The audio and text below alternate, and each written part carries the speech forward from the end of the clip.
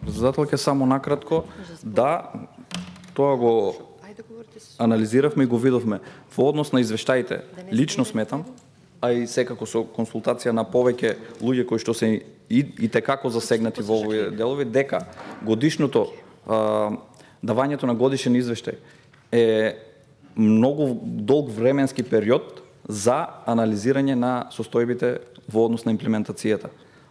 Може би имате сериозен проблем со кадрите и со условите кои што ви се дадени, меѓутоа за таква обемна работа која што треба да ја следите, неопходна е пристапување, односно подавање рака од страна на извршната власт, која што очигледно или намерно ве кочи, или не сака ова стратегија да се спроведе.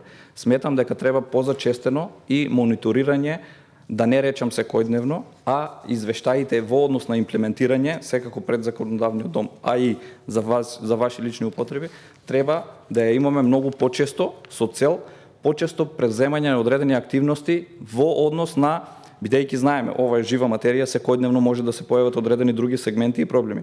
Да се прилагодиме и да ги прилагодуваме сите овие и предвидливи и непредвидливи криминални и противзаконски дејанија да можат да бидат опфатени за наредниот период.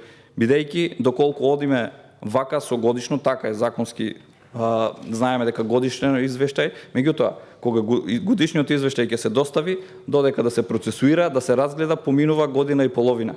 Наредниот ќе фати веќе 3 години. Значи, многу временски период се одолговлекуваат овие работи. Затоа, мое мислење и секако на мислење со тие што сме разговарале, доколку има можности во рамките на можностите на Државната комисија, а не се сомневам дека државата има и капацитет и финансии да може да ви ги одобри сите овие потребни и ресурси и услови, да можеме позачестено да ги анализираме, мониторираме овие работи. Бидејќи од еден решен случај на криминал, големи криминални дејанија, противзаконски дејанија, значи одредени злоупотреби, ќе се финансираат сите трошоци и на комисијата, и на сите органи во правосудниот систем, каде што треба и каде што се детектирани недостатоци на вработување и материјални и финансиски средства.